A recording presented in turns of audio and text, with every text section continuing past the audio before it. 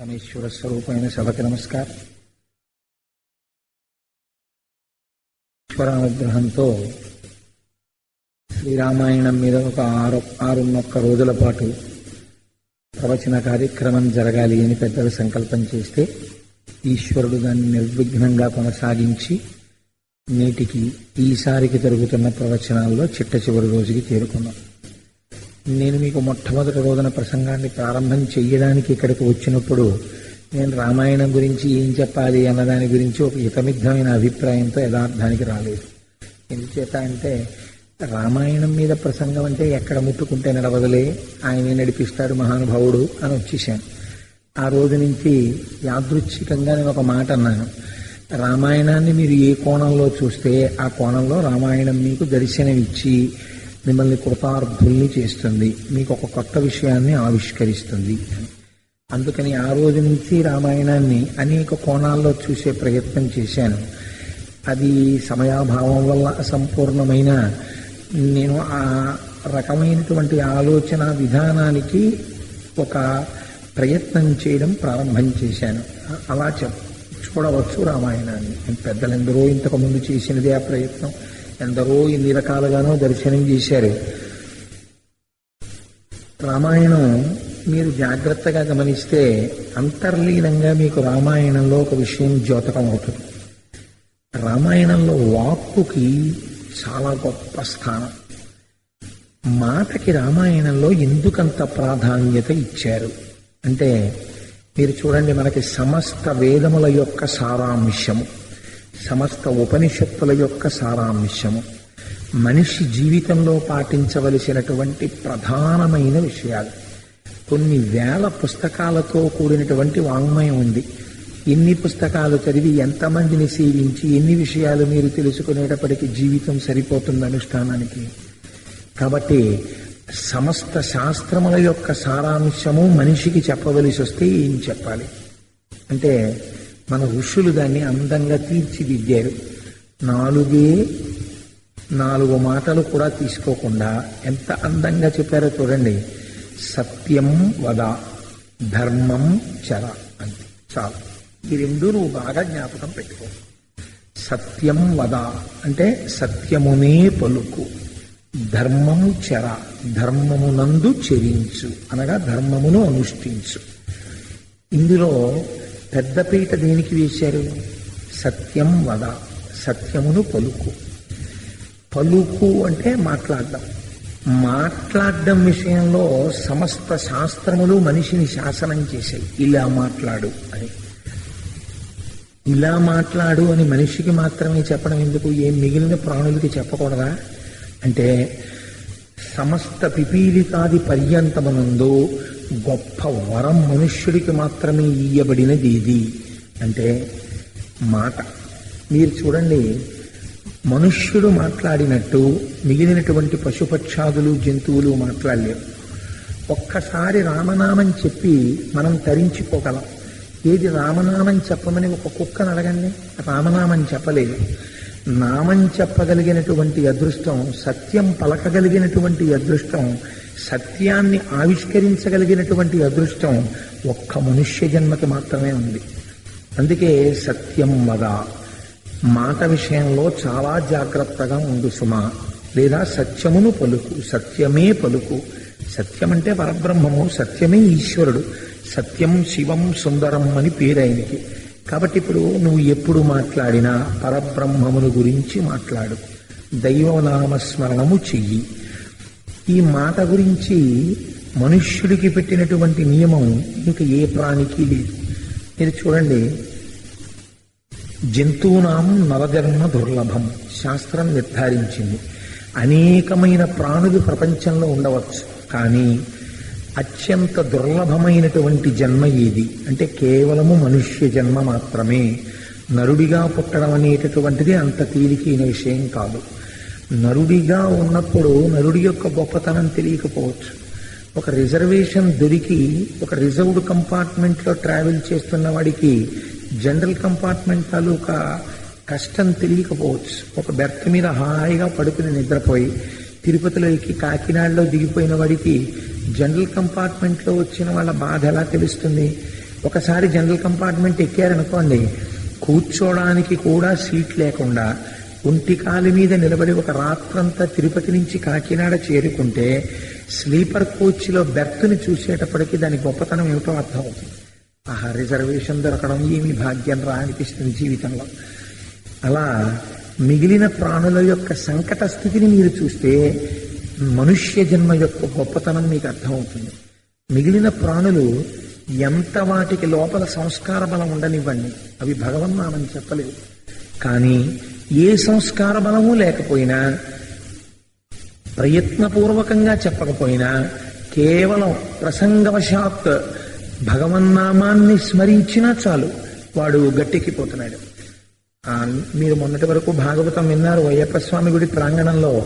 అందులో అజామిళోపాఖ్యానం అంతా అదే కదండి. అగ్నిహోత్రాన్ని తెలిసి ముట్టుకున్నా కాలుతుంది. అయ్యో నాకు తెలియదండి కాలుతుందని, నాకు తెలియక ముట్టుకున్నాను అయినా కాలిపోవడమే, అంతే కాలిపోతుంది. అలాగే భగవన్నామమునకున్న శక్తి మీరు తెలిసి ముట్టుకోండి, తెలియక ముట్టుకోండి, భగవన్నామాన్ని పలికినంత మాత్రము చేత అది ఇయ్యగలిగినటువంటి ఫలితాన్ని అది ఇచ్చేస్తుంది. ఇటువంటి ఫలితాన్ని పొందడానికి మనుష్య జన్మ యందు తప్ప అన్యమైనటువంటి జన్మల యందు ఆస్కారం లేదు. కాబట్టి జంతువునాం నరజన్మ దుర్లభం, చాలా కష్టం మనుష్యుడిగా జన్మించడం. మన ప్రయత్నం వల్ల మనం అలా జన్మించగలమా? జన్మించలేము. దానికి ఈశ్వరానుగ్రహం ఉండాలి. ఈశ్వరానుగ్రహం ఉంటే నరుడిగా జన్మించగలడు. జన్మనెత్తి నరుడిగా జన్మించిన దాని విలువ తెలియలేదనుకోండి, నరుడిగా జన్మించి ప్రయోజనం ఏమిటి? ఇదే శంకర భగవత్పాదులు శివానంద లహరిలో అడుగుతారు. నరత్వం దేవత్వం నగవన మృగత్వం వశకత అని. మీకు ఆ నరజన్మ యొక్క వైభవం తెలియనప్పుడు నరుడిగా జన్మించినా, కీటకంగా జన్మించినా, పశువుగా జన్మించినా, పక్షిగా జన్మించినా, దేనిగా జన్మించినా ఒకటే. ఏ ఉపాధిలో ఉన్నా ఈశ్వరుని యందు భక్తి ఉందనుకోండి, దాని విలువ వేరు. ఒక సాలెపురుగు భగవంతుని యందు భక్తి పెంచుకుంది, మోక్షం పొందలేదా? ఒక పాము పెంచుకుంది, మోక్షం పొందలేదా? ఒక ఏనుగు పెంచుకుంది, పొందలేదా? ఒక తిన్నడు పెంచుకున్నాడు, పొందాడు. మేము చాలా మహాపండితులమని విర్రవీగినటువంటి వాళ్ళు, భగవంతుని యందు భక్తి లేని వాళ్ళు అధపాతాళానికి వెళ్ళిపోయారు. ఎందుకు వెళ్ళిపోయారు అంటే, జీవితములు మనుష్య జన్మలోకి వచ్చినా దాని వెనకాతల ఉన్నటువంటి పవిత్రత అర్థం చేసుకోలేనప్పుడు ఆ జన్మ వలన ఉండేటటువంటి ప్రయోజనం చాలా తక్కువ. ఇది ప్రధానముగా మనిషి తెలుసుకోగలగాలి. వాక్కు అన్న మాటకు అర్థమేంటో తెలుసా అండి? కేవలం మాట్లాడమని కాదు. వాక్కు వేరు, శబ్దము వేరు. మీరు చాలా జాగ్రత్తగా జ్ఞాపకం పెట్టుకోవాలి ఈ విషయాన్ని. శంకర భగవత్పాదులు సౌందర్య లహరి ఒక శ్లోకానికి వ్యాఖ్యానం అంతా దీని మీదే నడుస్తుంది. శబ్దము అంటే అది ఒక అర్థాన్ని ప్రతిపాదన చెయ్యదు. ఒక్కొక్కసారి నేను తప్పట్లు కొట్టాననుకోండి, మీరందరూ వెనక్కి తిరిగి చూస్తారు, ఎవరో పిలుస్తున్నారు, నన్ను పిలుస్తున్నారో ఏమిటో అని. ఉదాహరణకి నేను ఒక వస్తువుని కింద పడేశాను అనుకోండి, అందరూ తిరిగి చూడవచ్చు, చూడకపోవచ్చు. లేదా నేను ఇక్కడ ప్రసంగానికి వచ్చి మధ్యలో ఈ మామిడి పండుని తీసుకుని అలా పడేశాను అనుకోండి. అలా పడేశారంటే కోటేశ్వరారు ఇందులో ఏదైనా అంతరార్థం ఉందా రామాయణ సంబంధంగా అని మీరేం ఆలోచించరు. ఏమో అదో వెర్రిలా ఉందని మధ్యలో మామిడి పండు కింద పడేశాడు అనుకుంటాను, అంతే కదండి. అంతేగాని ఇది ఒక చిన్న ధ్వని చేస్తుంది. ఆ ధ్వనికి ఒక అర్థం ఉంది అని మీరు అనుకోగలరా? అన్ని వేళలా శబ్దాలకు అర్థాలు ఉండవు.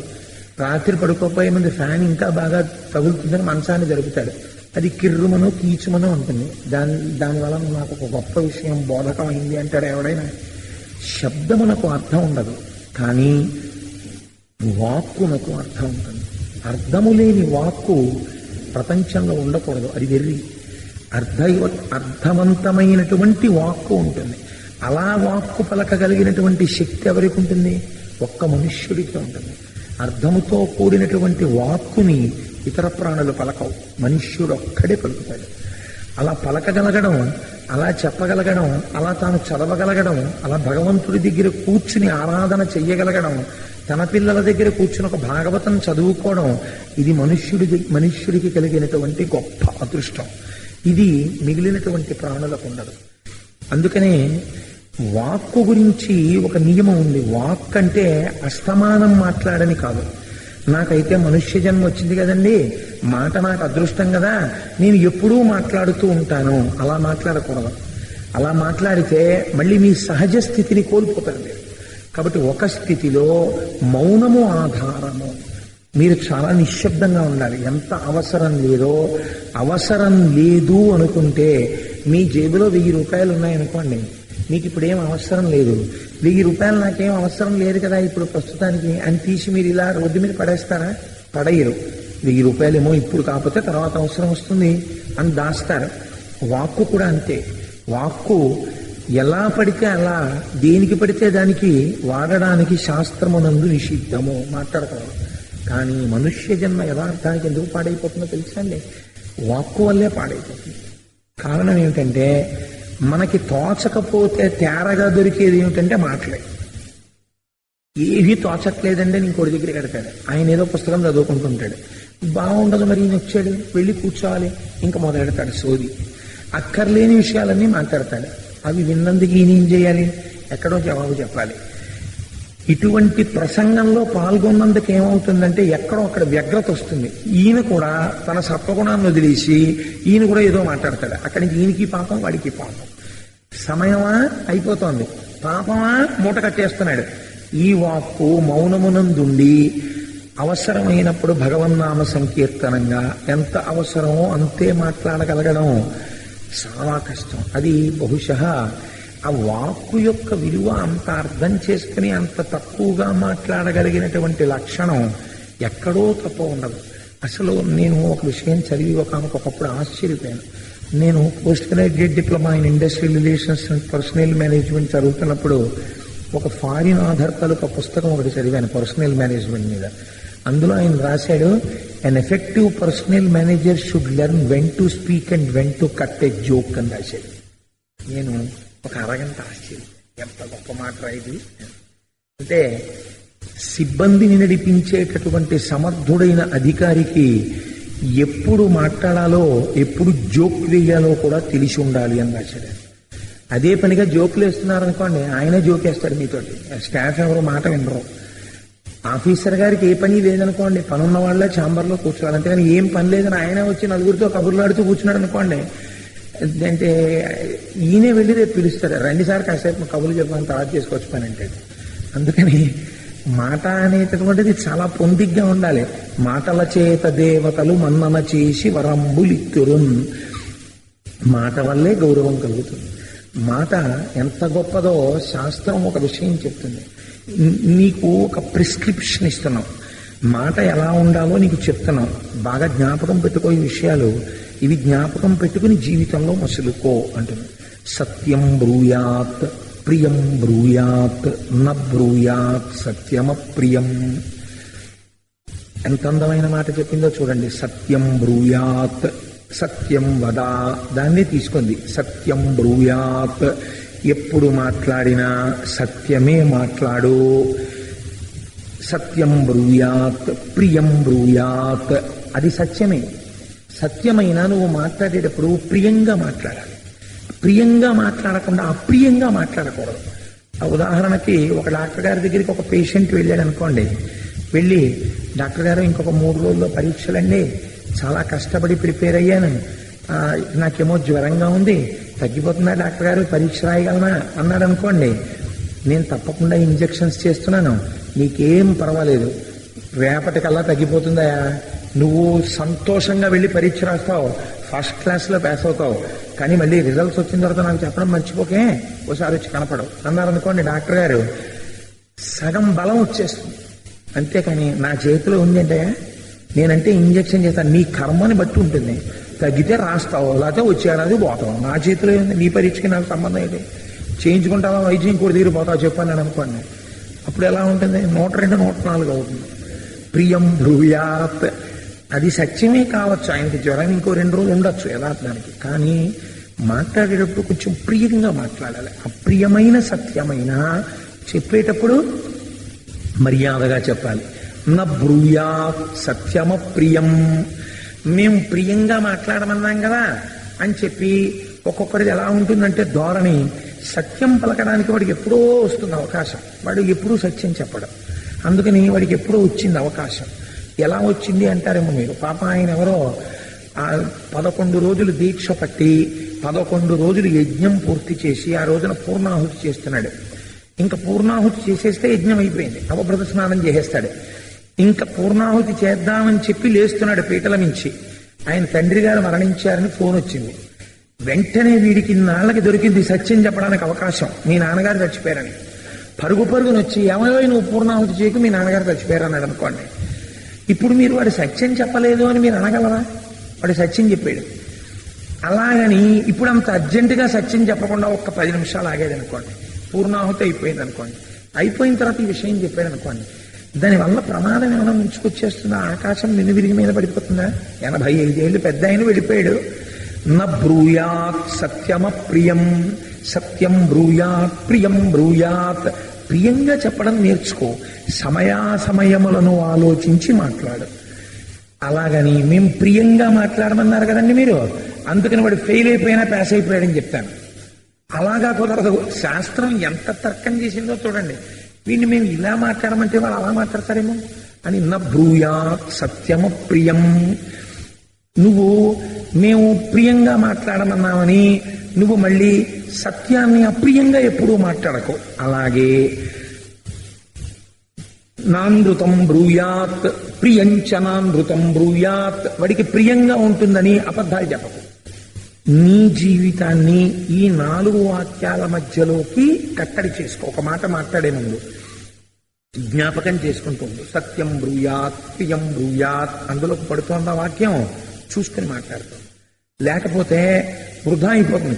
కొంత ఎక్సర్సైజ్ మొదలు పెడితే ఈనాటికి కాకపోతే ఒకనాటికి ఒక స్థితికి చేరగలవు, లేకపోతే వాక్కు పాడవుతుంది. అందుకే వాక్కు గురించి ఒక అద్భుతమైనటువంటి మాట చెప్పేస్తారు. దాంతో చెప్పి నేను రామాయణంలోకి వస్తాను. వాక్కు యొక్క వైభవానికి మీరు చూడండి. జిహ్వాగ్రే వర్తతే లక్ష్మీ. అసలు లక్ష్మీదేవి ఎక్కడుంటుంది అని అడిగారు. లక్ష్మీదేవికి స్థానాలు ఏదో 5 స్థానాలు చెప్తారు. మారేడు దళంలో ఉంటుంది, ఆవు యొక్క పృష్ఠభాగమునందు ఉంటుంది, అలాగే స్త్రీ యొక్క పాపట ఎందుంటుంది, అంటే పెళ్ళైపోయిన ఆడవారి యొక్క పాపటకి ప్రారంభ భాగమునందు లక్ష్మీ స్థానం ఉంటుంది, పద్మమునందుంటుంది, ఏనుగు యొక్క కుంభస్థలమునందుంటుంది. ఈ 5 లక్ష్మీ స్థానాలు. ఈ 5 కాదయ్యా, అసలు లక్ష్మీ స్థానం ఏమిటో తెలుసా? నీ నాలుక చివర లక్ష్మీదేవి ఉంటుంది. ఒక్కొక్కటి చూడండి మీరు, మీకు ఆశ్చర్యకరంగా ఉంటుంది. ఏమంటే ఎందుకు మీరు ఇలా ఉన్నారు అని అడిగారు అనుకోండి. పూర్వం మొదట్లో నేను చాలా గవర్నమెంట్ ఉద్యోగం చేసేవాడినండి. నాకు 10th క్లాస్ పాస్ అవగానే అదృష్టవశాత్తు రైల్వేస్లో మంచి ఉద్యోగం వచ్చింది. ఆ రోజుల్లోనే నాకు 750 రూపాయలు ఇచ్చేవారండి అంటాడు. మరి అదేంటంటే ఎందుకు ఇలా చేసుకుంటున్నారు, ఇంత కష్టాల్లో ఉన్నారు ఎందుకు అన్నారు అనుకోండి. ఆఫీసర్ గారికి తగు పడ్డానండి, తీసేశారంటే. అంటే ఎక్కడుంది లక్ష్మి? ఇక్కడుంది. జిహ్వాగ్రే వర్తతే లక్ష్మీ. వాడి ఐశ్వర్య భ్రష్టత్వం ఎక్కడి నుంచి వచ్చిందంటే ఆ నాలుక చివరి నుంచే వచ్చింది. వచ్చి వాడు పాడైపోతాడు. నేను పేరు చెప్పకూడదు కానీ బాగుండదు, చెప్తే నాకు తెలుసు. కాకినాడ పట్టణంలోనే ఒకరు, ఎప్పుడైనా ఆంతరంగికంగా చెప్పగలను కానీ సభాముఖంగా చెప్పలేను. ఆయన ఒకసారి ఏమైందంటే మిత్రులందరూ కూర్చుని ఉండగా, మిత్రుణ్ణి ఆదుకోవడము అంటే షూరిటీ సంతకం పెట్టడమే అని వాదన చేశాడు. ఆ వాదన చేస్తున్నంతసేపు విన్నాడు ఆయన. మర్నాడు సాయంకాలం ఆ మిత్రులతో ఉండగా, నేను వ్యాపారం మొదలెడుతున్నాను, నా సంగతి మీకు తెలుసు కదండి, ఒక్క షూరిటీ సంతకం పెట్టండి అని వచ్చాడు. నేను అనంతా వాదించాడు షూరిటీ సంతకాలు పెట్టాలని. ఎందుకు వచ్చిన షూరిటీ సంతకాలయా అని అవతల ఆయన వాదించాడు. అలా షూరిటీ సంతకం పెట్టకపోతే నువ్వు ఇంకోటి ఉద్ధరించినట్టు మిత్రత్వం ఏంటి అని ఈయన వాదించాడు. ఈ మొహమాటానికి సంతకం పెట్టాడు. ఈ సంతకం పెట్టిన ఆయన ఐపీ పిటిషన్ పెట్టాడు. ఈయన ఐశ్వర్యం అంతా అప్పిచ్చిన వాళ్ళు అటుకుపోయారు. ఈయనకి గుండెపోటు వచ్చి చచ్చిపోయాడు. పిల్లలు రోడ్డు మీద పడిపోయారు. ఈయన ఐశ్వర్యం అంతా. ఇప్పుడు చెప్పండి, జిహ్వాగ్రే వర్తతే లక్ష్మీ కాదని మీరు అనగలరా?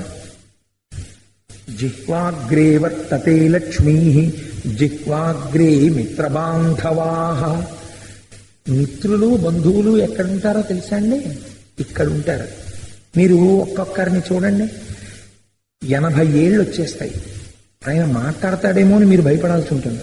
అయ్యో ఈయన కనపడ్డాడు, పొద్దున్నే ఏమైనా మాట్లాడతాడేమో అని. ఎందుకనంటే అసలు మాట్లాడాడో అమంగళకరంగా మాట్లాడతాడు. మీరు హాస్పిటల్లో ఉన్నారన్నారు అంటాడు కనపడగానే. అయ్య బాబాయ్ నేను ఎక్కడ ఉన్నానండి హాస్పిటల్లో? మీరు కాదు కోటేశ్వరరావు గారు, కామేశ్వరరావు అంటాడు. ఇప్పుడు కనపడగానే పోనీ ఆ కులాసాయ అండి మీరు అని అడగచ్చు. అలా అనడం. మీరు హాస్పిటల్లో ఉన్నారంటే నేను కొంతమందిని చూశానండి, నేను ఆశ్చర్యపోయాను. అసలు ఆ మాట తీరికి నేను పేర్లు దాచుకోవడానికి కష్టపడుతుంటాను, గబుక్కున పేరు బయటకు వచ్చేస్తుందేమోనని, బాగుండదు సభాముఖంగానని. అదేంటి ఏమండి మన ఇద్దరం మీరు పెద్దాపురంలో ఉన్నప్పుడు పలానా ఆయన ఉండేవాడు కదా, ఆయన కులాసాగా ఉన్నారా అని అడగడం. ఆయన ఇంకా బతికే ఉన్నాడండి అంటారు. ఆయన ఇంకా బతికే ఉన్నాడా ఏంటి, ఆయన కులాసాగా ఉన్నారా అని అడగాలి నువ్వు. అలా అడగడం. ఆయన బతికే ఉన్నాడా అని అడుగుతాడు. అంటే వ్యగ్రత మాట యందు. కొన్ని మాటలు నోటి నుంచి రాకూడదు, చాలా జాగ్రత్తగా ఉండాలి. ఒక్కొక్క కాలమునందు, ఒక్కొక్క క్షణమునందు, ఒక్కొక్క సమయమునందు నోటి నుంచి ఒక మాట వచ్చిందనుకోండి, అది ఏదో గండకాలం అనుకోండి, తథాస్తు అనబడింది అనుకోండి, అది జరుగుతుంది. అమంగళకరమైన మాట నోటి వెంట పలుకరాదు. కనుకనే పూర్వం మన పెద్దవాళ్ళు తథాస్తు దేవతలు ఉంటారు, ఏమిటిరా మాటలనేవారు. కాబట్టి మీరు ఎంత స్నేహితుడు కానివ్వండి, మీరు అమంగళకరమైన మాటలు మాట్లాడుతున్నారు అనుకోండి, ఆయన దూరంగా ఉంటాడు. చాలా తప్పు మాట మాట్లాడారండి, ఎలా వెళ్ళగలం దగ్గరికి అంటారు. అది మీ దగ్గర ఒక 1000 రూపాయలు తీసుకున్నా ఏమనుకోరు. మీ మనస్సుకి బాధ దేని వల్ల కలుగుతుందంటే మాట వల్ల కలుగుతుంది. దానివల్ల ఏమైపోతుందంటే స్నేహం పోతుంది. జిహ్వాగ్రే మిత్రబాంధవా జిహ్వాగ్రే బంధనం ప్రాప్తి. నాలుక చివర మాట వల్ల ఒక్కొక్కసారి ఖైదులో పడిపోతాడు, జైల్లోకి వెళ్ళి పడతాడు. ఇవన్నీ నేను ఉదాహరణలు చెప్పను, కొంచెం భయపెడతాయి. అలాగే ఒక్కొక్కసారి ఎంత దారుణంగా ఉంటుందంటే జిహ్వాగ్రమునందే మృత్యువు కూడా ఉంటుంది. నాలుక చివరి నుంచి మాట్లాడకూడనటువంటి మాట మాట్లాడి మృత్యువుని కొని తెచ్చుకుంటాడు. కాబట్టి మాట విషయంలో చాలా జాగ్రత్తగా ఉండు. ఆపదలందు ధైర్యగుణ మంచిత సంపదలందు దాల్మియున్ అని భూపసభాంతరాళమున పుష్కళ వాక్చతురత్వము ఆజి బాహాపటు శక్తియున్ విద్యయందు వాంఛా పరివృద్ధియున్ ప్రకృతి సిద్ధగుణంబులు సజ్జనాళికిన్ అంటాడు భర్తృహరి సుభాషితాల్లో. ఒక మాట మీకు చరిత్రని మారుస్తుంది, బాగా జ్ఞాపకం పెట్టుకోండి. మాట వైభవాన్ని అందుకే రామాయణం అంత గొప్పగా చూపించింది. రామాయణానికి ఆధారం వాక్యే. మీకు నేను ఒక్క ఉదాహరణ చెప్పి నేను ఉపన్యాసంలోకి వెళ్ళిపోతాను. ఎందుకంటే వాక్కు యొక్క వైభవం చెప్పకుండా నేను రామాయణంలో వాక్కు వైభవం చెప్తే అది అంతగా మీ యందు నిలబడకపోవచ్చు. నేను మీకు ఒక్క ఉదాహరణ చెప్తాను. ఇవాళ మనకి అటువంటి మహాపురుషులు చేసినటువంటి సాధితముల గురించి, వాళ్ళ విజయములను గూర్చి, వాళ్ళ నడువడి గూర్చి మన పిల్లలకి మనం చెప్పాం. ఒకరో ఇద్దరో వాళ్లే ఈ దేశాన్ని తీర్చిదిద్దిన వాళ్ళల్లా వాళ్ళ గురించే చెప్పడం సంప్రదాయమైంది ఈ దేశానికి. ప్రయత్నపూర్వకంగా సమాజంలో పెద్దలు ఆర్యరావు గారు లాంటి వారు పూనుకుని విద్యార్థి లోకానికి అటువంటి మేలు చెయ్యకపోతే ప్రమాదము పొంచి ఉన్నది. ఈ దేశానికి స్వాతంత్రం వచ్చినప్పుడు 555 స్వదేశీ సంస్థానములున్నాయి. విభజించి పాలించు అన్నది బ్రిటిష్ వాళ్ళ సిద్ధాంతం. భారతదేశం ఇప్పుడు మీరు చూసిన మ్యాప్ కాదు, independent India. By the time Britishers declared freedom to India, it was a splintered group. 555 స్వదేశీ సంస్థానాలు ఉన్నాయి. వాటిని వేటిని మీరు ఇండియన్ యూనియన్ గా చూపించడానికి వీల్లేదు. అటువంటి సమయంలో భారతదేశానికి హోమ్ మినిస్టర్ గా ఉన్న సర్దార్ వల్లభాయ్ పటేల్ ఒకే ఒక ప్రసంగం చేశారు. ఇవాళ మీరు చెప్పండి, గుండెల మీద చెయ్యేసుకుని ఎన్ని చోట్ల సర్దార్ వల్లభాయ్ ఆ రోజు చేసినటువంటి ప్రసంగ పాఠం ఇవాళ అవైలబుల్ గా ఉంది దేశంలో. ఎంతమంది విద్యార్థులకు ఇవాళ అసలు ఆ ప్రసంగ పాఠం తెలుసా? ఆనాడు పటేల్ గారు చేసిన ప్రసంగం మీకు తెలుసా? పటేల్ గారు చేసిన ఒకే ఒక ప్రసంగానికి 500 పైచిలకు స్వదేశీ సంస్థానాల అధిపతులు తమ తమ రాజ్యాల్ని భారతదేశానికి ఇచ్చేసి కలిపేశారు. అందులోకి తమ నవాబిత్వాన్ని వదిలిపెట్టేసి 2-3 వదిలితే పోలీస్ యాక్షన్తో కలిపాడు మహానుభావుడు. లేకపోతే ఇవాళ ఇండియన్ యూనియన్ కి మీరు చూసిన మ్యాప్ లేదు. That is the credit of a వాక్కు. ఒక ఉపన్యాసానికి ఆ శక్తి ఉంది. మీరు కాదనండి, రామాయణం వాల్మీకి వెర్రివారే రాశారా? మీకు వివేకానందుడు ఎక్కడి నుంచి వచ్చాడో తెలుసా అండి? మీరు ఎప్పుడైనా వివేకానందుడి బయోగ్రఫీ జరిగితే ఎర్రసిరాతో అండర్లైన్ చేసుకోవలసిన విషయం ఒకటి మీకు కనపడుతుంది వివేకానందుడి జీవితంలో. వివేకానందుడు ఒకసారి దుర్గామాత దేవాలయానికి వెళ్ళి వస్తున్నారు. వస్తున్నప్పుడు చెట్ల మీద కోతులు కొండముచ్చులు ఆయన వెంటపడితే ఆయన గంగానదీ తీరంలో భయపడి పారిపోతున్నారు. పారిపోతున్నప్పుడు ఆయన వెంట కోతులు మరింత వ్యగ్రతతో వెంటబడి పీకపోతుంటే అక్కడే నిలబడినటువంటి ఒక సాధు పురుషుడు కాషాయ వస్త్రాలు కట్టుకుని అన్నాడు, ఈ పారిపోవడం, ఈ పిరికితనం నీకు జీవితాంతం అలవాటవుతుంది. కోతులు తరిమితే పారిపోతావా? నిలబడు, ఎదురు తిరిగో, ధైర్యంగా నించో, నీకన్నా హీన ప్రాణి అది నిన్ను చూసి పరిగెత్తాలా, నువ్వు దాన్ని చూసి పరిగెత్తాలా అన్నాడు. అంతే. ఎదురు తిరిగి వివేకానందుడు అత్యంత గంభీరంగా ఇలా నిలబడ్డాడు. ఇవాళ మీరు చాలా చోట్ల చూసే పోస్చర్ అదే. ఇలా నిలబడ్డాడు ఆయన. అంతే. కోతులన్నీ వెనక్కి తిరిగి వెళ్ళిపోయి సాధు పురుషుడికి నమస్కారం చేశాడు. ఈ క్షణం నుంచి నా జీవితంలో పిరికితనానికి తావు లేదు అన్నాడు. ఆ వివేకానందుడు అమెరికా వెళ్లి మాట్లాడితే ఇవాళ గొప్ప గొప్ప ప్రసంగాలు చేస్తున్నామని తిరుగుతున్నటువంటి మతాలెన్నో తోక జాడించి పారిపోయి అమెరికాలో. అది వివేకానందుడికి ఎక్కడి నుంచి వచ్చింది ధైర్యం? ఒక సాధు పురుషుడు ఆనాడు చేసినటువంటి ఒకే ఒక్క మాట వివేకానందుడిని జీవితంలో మార్చేసింది. రామకృష్ణ పరమహంస చెప్పిన ఒకే ఒక్క మాట ఒక గొప్ప శిష్యుడిని తయారు చేసింది నిత్యానంద స్వామిని.